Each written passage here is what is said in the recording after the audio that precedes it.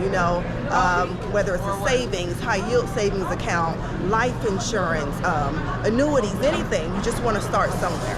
So that's my reason for getting on board, just to educate other families. Miss Cassie, why was that important for you? Because, you know, in our community, it's a very crab in the barrel mentality. Like, when I know something, I'm not gonna tell you because I want you to be liking my pictures, but I'll never tell you how I got to where I got. What made you say, hey, I found this out for myself and my family? I want other people to know.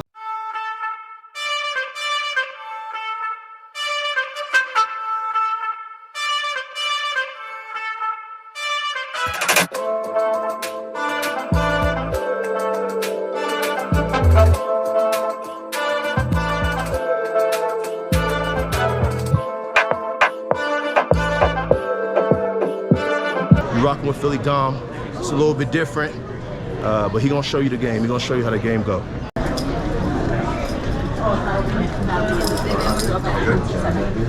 Hi, how are you? All right, y'all. So you rocking with Philly. So today is gonna be an amazing day. A lot of y'all know me. So here's what happened. So I used to do a travel YouTube, right? And I was traveling all over the world, teaching people where to go, where to sleep, just how to have a great time. But one thing I realized is a lot of people don't actually have the income to be able to live their lives the way they want. A lot of people don't make enough money to travel. And it's great, we're doing YouTube, we're showing you all these places, but what if we could show you how to make the money? What if we could show you how to make the money to retire your parents, to help out your family, to travel, to do the things you always said you want to do, right? When you're 15 years old, you said, man, by the time I hit my 20s, I'm gonna be here, I'm gonna be there. By the time I hit my 30s, I'm gonna be here, I'm gonna be there. We just don't know how, right? So phillydom, thank you for doing this. Thank you for educating your people. Thank you for always being there for your people. Whether it's what is it, Alaska, teaching people how to make extra income. Whether it's showing people where to stay in Brazil. Whether it's the immigrant crisis, you're always on it. Amazon, always on it. phillydom, we appreciate you, champion. You are the YouTube champ. You are the people's champ. We appreciate you for continuing to show us the way. Continue to lead the way by being the leader, right? Somebody got to do it first. If you didn't go to Alaska, we don't know how to get to Alaska. We don't know how to get on those fishing boats. We don't know how to get those jobs. If you don't tell us about Amazon, we don't know about all these other options to make money. If you don't go in the trenches of Tijuana, we don't know what's really going on, because the truth is, the news ain't gonna tell you everything. The news gonna show you what they want to show you, but because of Philly, we get to see the real streets. If Philly's not in Haiti doing what he's doing, we don't know. Philly's not all over the world, we don't know. But shout out to phillydom. Y'all gonna rock with Jacques Wilkens today. Y'all gonna see the vibes. And if you don't know, then you won't know. Hi. If I could interview you guys, ask you guys a few questions. Why did you guys get into financial services, and how do you see yourself helping families through what you're doing? And what's your name? Cassie. Miss Cassie. Yes.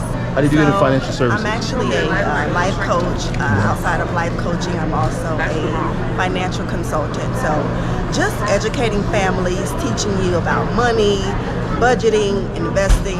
Of course, I always say the best investment is yourself, but most of us were not taught finances growing up in school. So I think now more so than ever is the best time to get into finances, and just start small, you know, whether it's a savings, high yield savings account, life insurance, annuities, anything. You just want to start somewhere.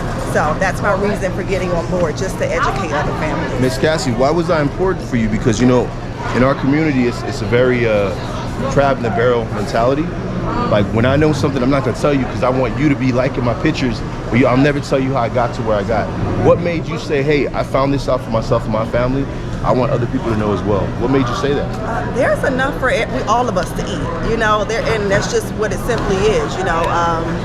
There's no restraint on how much, you know, one person can have. So for me personally, I'm not a gatekeeper. It's just, hey, I'm educated, you know, and I always pray, God, allow me to serve the people and please you. So he has given me a certain type of wisdom that I can just share with others. So that's why. And it's really not about me. It's just about what I can do to serve other people. I love it. I love it. Miss Lavon, I'd love to ask you some questions as well. Okay.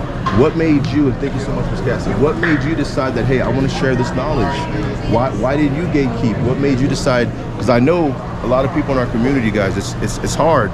Because a lot of people, they don't we have a very small mentality, and we have a mentality that just serves us, right? So actually, no, I think it just passed. We have a mentality that just serves us, and we're in constant competition. We're constantly competing.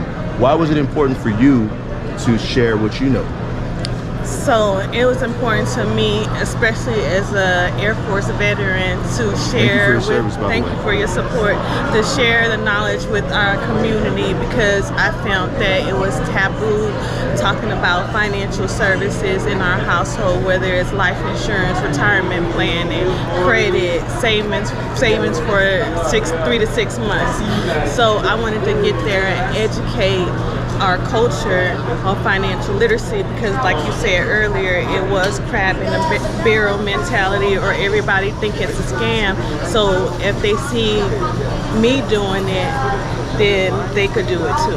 What are some of the challenges you found, especially in our community, right? What are some of the challenges you found? You're just trying to help people, trying to educate them, and maybe them being not as receptive, or it's taboo, like she says, it's new to us. Right. We don't talk about this at the dinner table. I didn't learn. I was in the military as well. They didn't teach me what to do with my money, where to put it. So if phillydom doesn't do this video, some of y'all still don't understand the value of it. So thank you once again, phillydom. But what are some of the challenges that you found just trying to be the messenger? Again, people thinking it's a scam, right? We have to sit down and show them the importance and how it helps our community on why it's not a scam and why it's important to save for $1. And using the Rockefeller method helps a lot to make sure that, you know, people are understanding, especially our culture, because we have to show them and not tell them. Thank you, Miss Lavon. You're amazing. Miss Jessica, do you have a moment? Here. Thank you. Miss Jessica, do you have a moment? Yes, sir. What made you decide to get into financial services? What made you decide to help families, and why is it important to you and your family to know about this stuff? Because me personally, I didn't know anything about financial services. I was born and raised in Haiti. In our community, we don't talk about money. We don't talk about sex. We don't talk about politics. So, the second thing is, I wanted to do it. First of all, I wanted to do the financial services because I want to help a lot of families. I know there's a lot of family like myself and my husband. We didn't know anything about financial services. And also, I wanted to work with my husband. So that was 2 reasons I became an agent. Amazing. What are some of the challenges? You talk about the Haitian community. What are some of the challenges that you found in the Haitian community? Because we don't know about this at all. And a lot of immigrants, we don't really know about the importance of having life insurance, the importance of setting things up. When somebody dies, it's not only a tragedy, it's a stress. What challenges have you found in educating people? Like I said, a lot of us, like our community, they don't know anything about life insurance. How soon you start talking to them about life insurance, they thought, oh, I'm gonna be able to use that money when I die, so why would I have life insurance?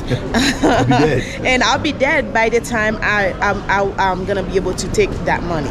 So yeah. I love it. Guys, we're gonna keep walking around, interview a few people. Once again, phillydom, thank you again for educating your people. Thank you again for letting them know what's going on. We got to get in line. Oh yeah. So Philly, let me ask you a question. How's the experience for you being here and seeing everything that's going on? And look at all these people who want more out of life and who are learning and who are here. Look at these lines. What's your experience? I'm taking it all in. You know, this is something different. You always want to have something to add on to your repertoire. I have the YouTube pretty well, you know, I understand the concept and how to work it, but you always want to have more streams of income, and life insurance is a big thing. People don't, like you said, in the Haitian community, in the black community, we don't really talk about this. Latino community. Latino community, this is something that needs to be talked about, because at the end of the day, I hate to say this, everybody's going to die, so you want to be able to help family members when you're not here no more. It's amazing.